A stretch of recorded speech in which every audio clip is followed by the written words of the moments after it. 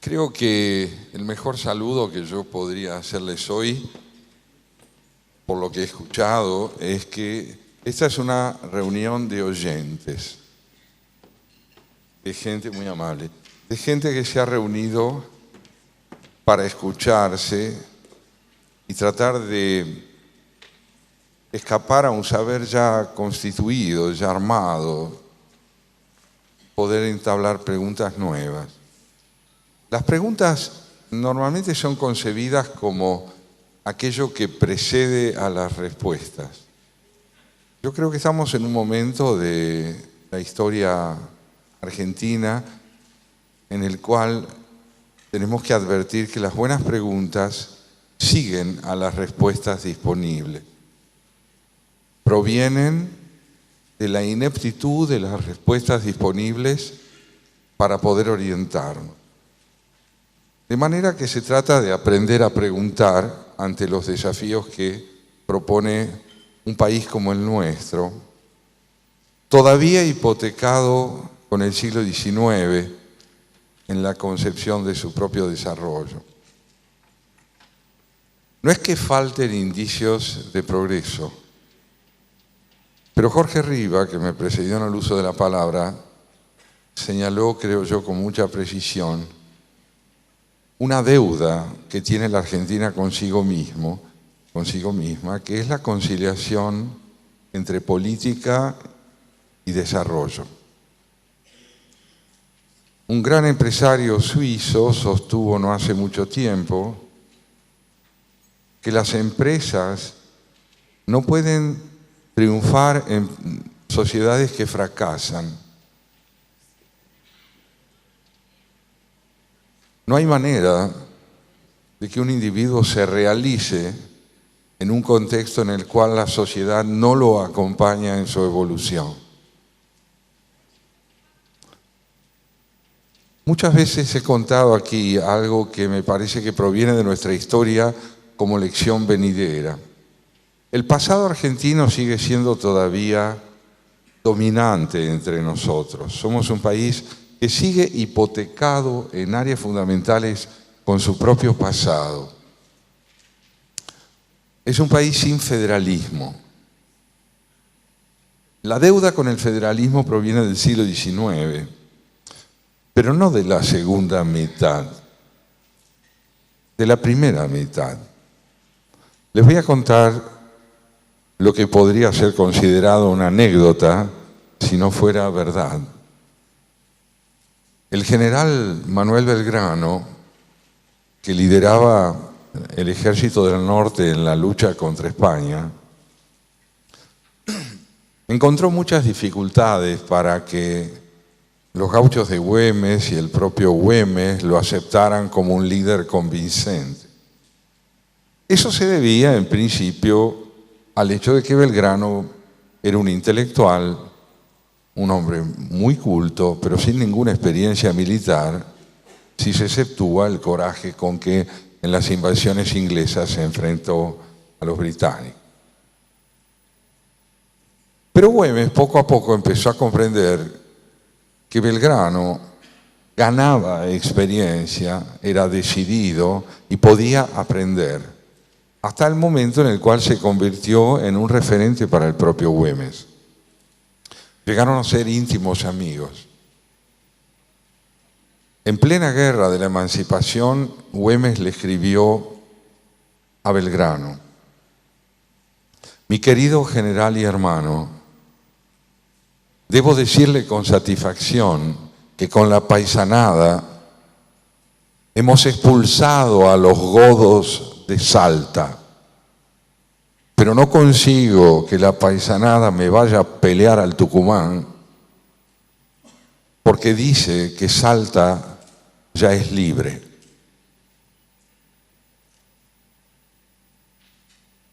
Respuesta del general Belgrano: mi querido general y hermano, me convence a la paisanada de que Salta queda en Tucumán. En ese momento debía haber 6 o 7 hombres que tenían esta idea en la cabeza. la idea de la interdependencia regional, la idea de que una nación es convergencia entre las partes y no autonomía feudal. 300 años de cultura colonial habían hecho de la paisanada salteña un grupo de valientes, pero culturalmente feudales. Liberada Salta de la presencia española, querían rodearla con un muro. Belgrano tiene en la cabeza la idea de nación. Si Salta queda en Tucumán, aún hoy hay que convencer a la paisanada. Aún hoy esa convicción de Belgrano sigue siendo una deuda. Aún hoy la cultura del fragmento y el caudillismo puede más que la idea de nación. Revertirla va a llevar muchísimo tiempo y hay quienes se impacientan, pero Riva nos mostraba una frase que decía que el tamaño de nuestros sueños debe exceder la posibilidad de realizarlos de inmediato.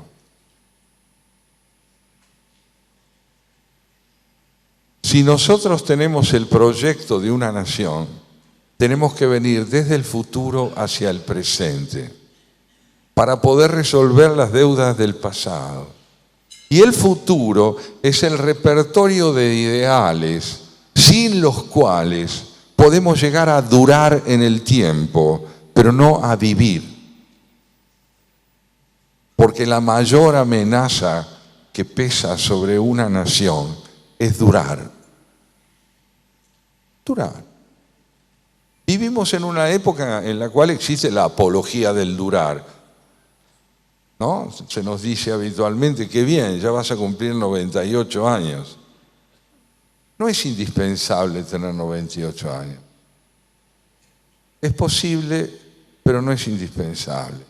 Lo indispensable es saber en qué está invertido el tiempo en términos de realización personal y colectiva.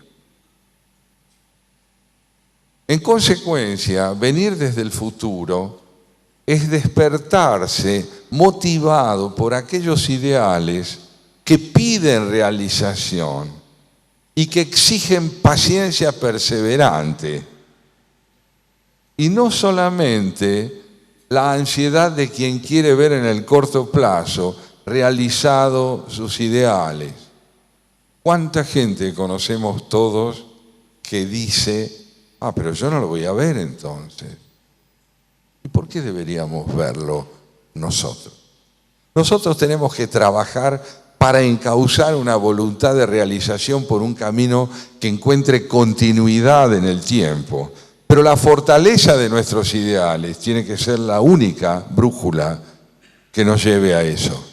Una república es el repertorio de valores compartidos, sea desde izquierda, desde derecha, desde el centro, que permiten sostener continuidad en las políticas de Estado. Sin política no hay desarrollo. Y con política sin desarrollo hay populismo. En consecuencia, me parece a mí que tenemos que capitalizar nuestros fracasos. Un individuo y una nación crecen si capitalizan sus fracasos. Es decir, si tienen la capacidad diagnóstica de lo que les ha sucedido, para poder precisar por dónde ir a fin de no repetir. El cortoplacismo es ausencia de pensamiento. Enseña a durar, pero no enseña a vivir. El cortoplacismo hace con que todos los días haya que empezar a aprender lo mismo, cómo sobrevivir. Pero esto es claudicar del pensamiento. ¿Tiene sentido enfrentar el corto plazo si venimos de un ideal de largo plazo, de un concepto de desarrollo que pide ejecución en el presente y enseña a enfrentar la adversidad? Esto no depende solo de la voluntad del empresariado, esto depende de la política. Es la política la que tiene que garantizar la posibilidad del largo plazo, porque la vigencia de los principios rectores en el tiempo de un ideal de nación solo puede estar dada por la política y cumplida por la ciudadanía. En este país hemos vivido divididos entre los que hicieron de la política el amo de la ley y los que, reivindicado la ley, no pudieron llevarla a la política.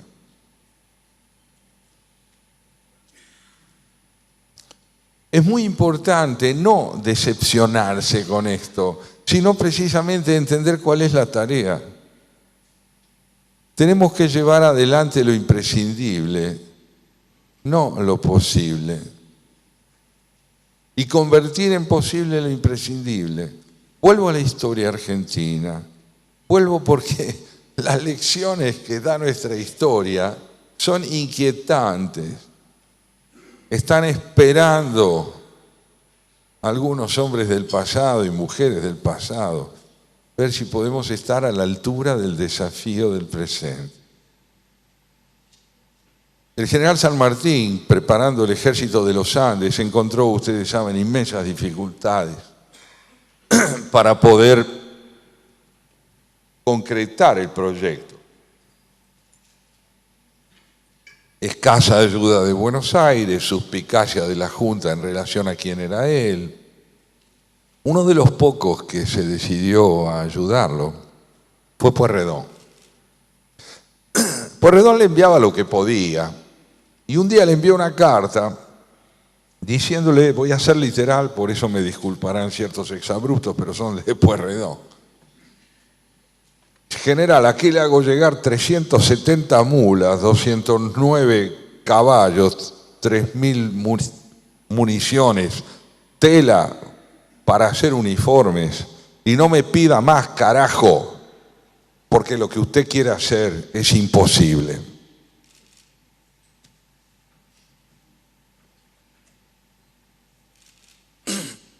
Respuesta de San Martín. General Pueyrredón, mucho le agradezco el envío que espero recibir a la prontitud. Quiero decirle que usted tiene razón, lo que yo quiero hacer es imposible, pero es imprescindible.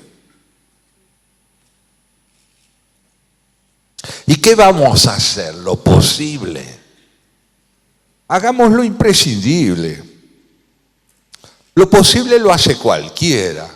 Lo grande es hacer lo imprescindible, porque en lo imprescindible se concilian la ética, la política y el desarrollo. Lo que define a la existencia humana es su insistencia. Sin insistencia no hay dignidad. Y la insistencia no es hija de lo posible, es hija de lo imprescindible. Ahora, esto requiere una convicción muy profunda, y es que no vale la pena durar, vale la pena vivir. En tiempos como estos, tal como les decía, que hacen la apología de la duración, pero terminan condenando la vejez a vivir en un geriátrico olvidada e infantilizada por la imposibilidad de valorar la experiencia de los mayores, en tiempos como estos, lo importante no es durar, es qué significo para el prójimo, esto es lo importante. Y el prójimo no es el otro, simplemente el otro. El prójimo es aquel sin el cual no me puedo constituir en mí mismo. Es ese otro en colaboración con el cual yo devengo persona, me convierto en alguien. Porque es solo en la interacción con el otro donde puedo constituirme en alguien. Todo esto requiere capitalizar los fracasos del pasado, entender por qué la Argentina sigue siendo, hasta no hace mucho, por lo menos de manera muy notoria, un país que estaba más cerca del siglo XIX que del XXI. ¿Usted es pesimista? Yo no soy pesimista, porque optimista no se lo ve. Tampoco soy optimista, soy un hombre esperanzado. El optimismo y el pesimismo son dos mitos, consisten en saber de antemano lo que va a pasar. El optimista dice todo va a andar fenómeno y el pesimista dice todo va a andar mal. El hombre esperanzado es el que ve matices en la realidad que lo estimulan a avanzar. No todo es homogéneo, no todo es igual. Hay indicios en nuestro país extraordinarios de recursos humanos y laborales. Pero, otra vez Riva, tenemos que saber cómo se va a trabajar con la maquinaria que reemplace la tarea de cargar un paquete. Hay que venir desde el futuro y el futuro es la educación. ¿Qué necesitamos? Hombres idóneos desde el punto de vista técnico, sin duda. Pero no es esto lo esencial. Necesitamos ciudadanos. ¿Qué es un ciudadano? Un ciudadano es una persona que obra dentro de la ley y aspira a que la ley rija su concepto de la política y de la vida personal.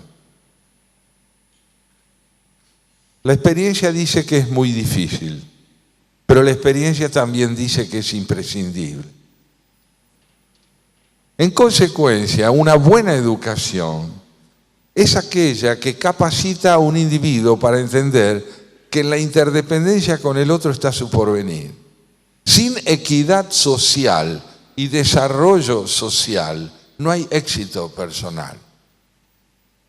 La función primordial de la política es administrar los recursos de desarrollo de un país para que estén al servicio de una mejor calidad ética y no solo económica de vida. Nuestra tarea como generación, en este tránsito que está viviendo la Argentina del populismo a la república, es contribuir a ampliar el campo de percepción de que el pasado no tiene porvenir entre nosotros. Podemos volver a repetir, pero no podemos innovar desde el pasado. La práctica política que le dio al pasado tan larga vigencia en la Argentina lleva fatalmente a seguir estando en el siglo XIX y no en el XXI. ¿Cuáles son los desafíos de hoy? ¿Qué debemos hacer? ¿Qué discernimiento tenemos de lo que es el siglo XXI? Quisiera transmitirles una convicción. Los hombres pueden ser coetáneos o contemporáneos de una época. La coetaneidad es la coincidencia cronológica en el tiempo con algo. Nosotros somos hombres y mujeres del principio del siglo XXI, ¿qué duda hay? Pero eso no es un mérito, es una fatalidad producto de una noche afortunada en la que no intervinimos. La coetaneidad es la mera coincidencia cronológica con una época. La contemporaneidad es el discernimiento que se alcanza de la relación entre la vida privada y la pública. Cuando uno advierte qué tiene que ver su propia vida con los dilemas de su tiempo, para lo cual es indispensable entender esos dilemas. ¿A qué está enfrentado hoy el mundo de hoy? El mundo de hoy está enfrentado por lo menos a 4 dilemas que constituyen un auténtico desafío. Una es la cuestión ambiental. Si estamos o no estamos dispuestos a entender que en nombre del progreso hemos restringido las posibilidades de vida del medio ambiente y que por lo tanto debemos conciliar desarrollo y medio ambiente, no optando por uno, sino encontrando la forma de que los dos tengan lugar. Durante centenares de miles de años, la cultura consistió en abrirse un lugar en la naturaleza, en ampliar el campo protagónico del hombre en su medio ambiente. Eso era la cultura. Hoy tenemos que ver cómo hacemos para abrirle a la naturaleza un lugar en la civilización. ¿Cómo logramos que la naturaleza sobreviva en el mundo tecnológico y humano? Es un desafío que las generaciones pasadas no tuvieron. Bueno, uno puede decir, pero yo no soy un especialista en medio ambiente, por lo tanto es un tema en el que puedo intervenir. Ajá. Eso no es un ciudadano, eso es un hombre enajenado. Un ciudadano es el que contribuye con su conciencia laboral, en su campo específico, a que esto se lleve adelante, la conciliación entre medio ambiente y desarrollo tecnológico. Otro desafío fundamental, en consecuencia, que enfrentamos es la idea de progreso. Durante larguísimo tiempo se concibió al progreso como la capacidad de resolver problemas.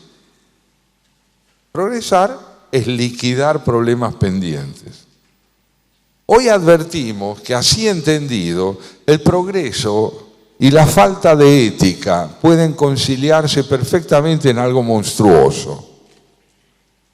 No es un signo de progreso extraordinaria la bomba atómica, gran desarrollo de la física. Hubo físicos japoneses que felicitaron a los físicos de los Estados Unidos que inventaron la bomba atómica por su eficacia.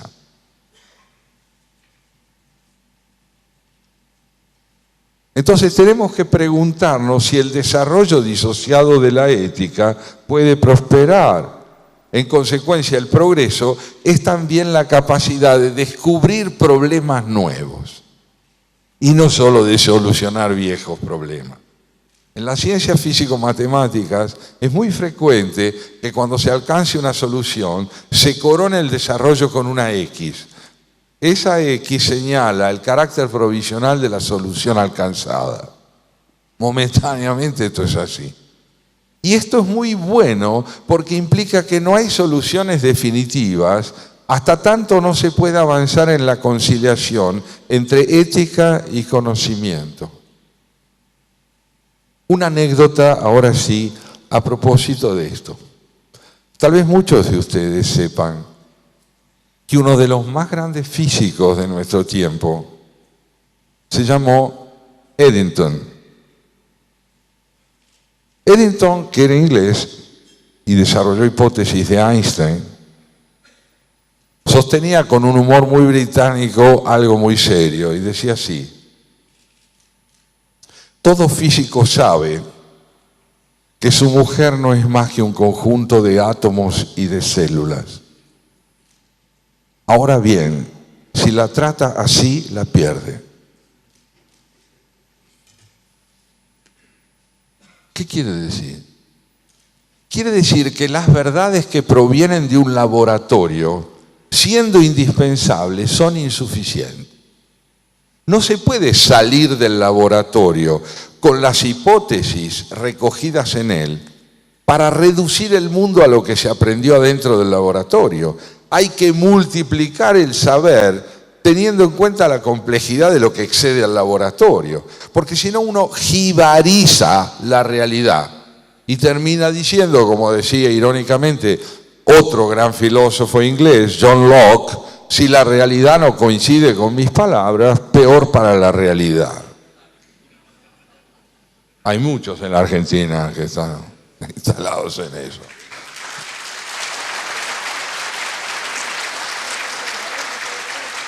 Pues entonces, si tenemos que aprender que las palabras deben estar al servicio de la realidad y no la realidad servilmente al servicio de las palabras, es porque estamos de acuerdo que la demagogia no tiene porvenir en un país que quiere desarrollarse. Ahora, hay un riesgo enorme en abandonar el populismo y la demagogia. Es el riesgo de no lograrlo. ¿A usted le parece que la Argentina es un país donde la gente quiere realmente vivir dentro de la ley? Pregunta usual. Cuando estábamos con el caso Nisman, mucha gente en la calle me decía, ¿pero usted cree que se va a aclarar algún día? El problema, yo les decía, no es si se va a aclarar, es que estamos haciendo para que se aclare. ¿Por qué se se tendría que aclarar si no estamos haciendo lo indispensable para que se aclare? Insisto, hay que insistir. El caso Nisman se está aclarando. Ya sabemos que lo asesinaron. Y ya sabemos, aunque no se haya hecho público, que hubo un proyecto para encubrir a los asesinos del cual participó el gobierno anterior. Lo sabemos. Tiene que proceder la justicia para terminar de manifestarlo así. Bueno, pero es peligroso. ¿A usted le parece que en la Argentina... ¿Qué querés? ¿Dónde queremos vivir? ¿Qué es vivir? Venimos de un proceso militar sanguinario, de una guerrilla sanguinaria, del fracaso de gobiernos constitucionales, de expresidentes que están como ratas amparados en el Senado de la Nación. ¿Eso queremos?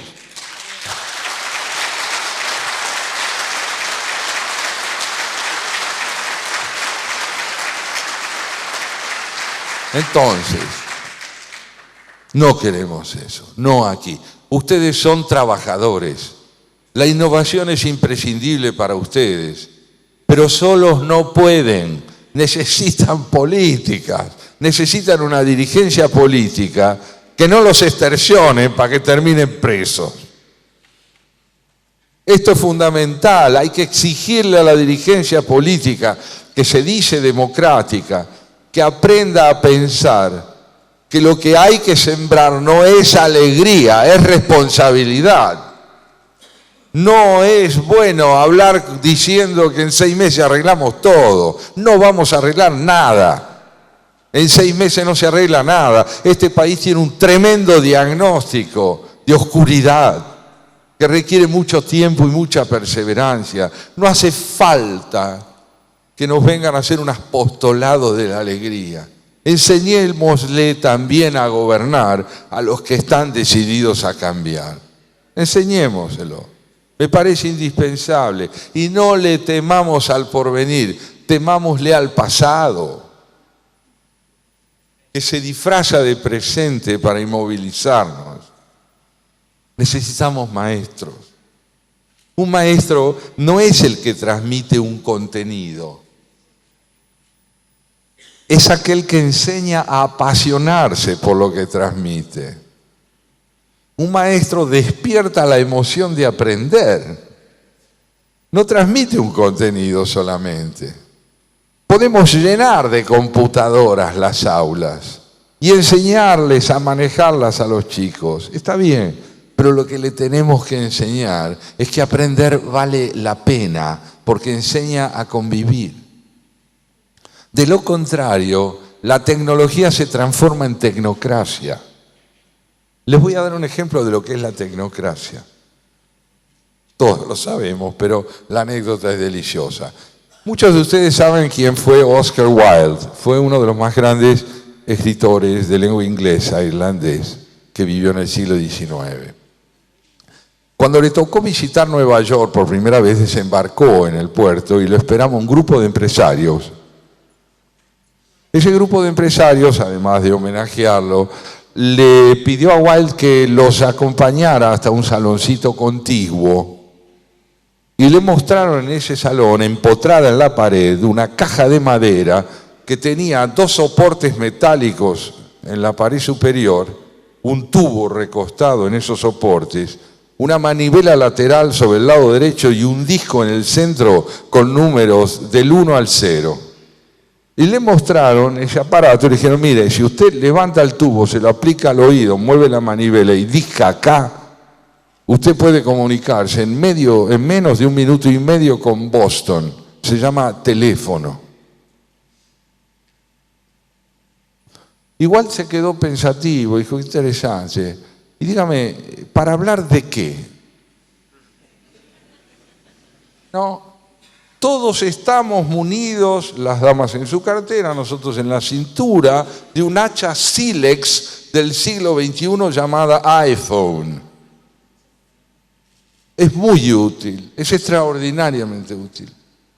Pero tenemos que saber que además de comunicarnos, tenemos que aprender a conversar, a dialogar. no tenemos dirigencia política e integración entre desarrollo y política, pues no sabemos dialogar. El diálogo es la capacidad de privilegiar el bien común consensuado por sobre el interés sectorial absoluto. ¿Usted lo cree posible con la dirigencia sindical que tenemos? Sí lo creo. Es imprescindible. Entonces no debemos extraer nuestra esperanza de creer que vamos a llegar a donde queremos, sino de la convicción de que debemos salir de donde estamos. Es otro concepto de la tarea. El general Belgrano decía el 9 de julio de 1816 que no era conveniente fundar una república en ese momento en la Argentina, porque la experiencia cultural de la época era virreinal y que era necesario generar un reino con una monarquía republicana, pero no necesariamente una república, porque no había experiencia de lo que era una república. Había 300 años de monarquía. Y que lentamente, decía él, en 50 años, 1816, 1866, nace la escuela pública con Sarmiento.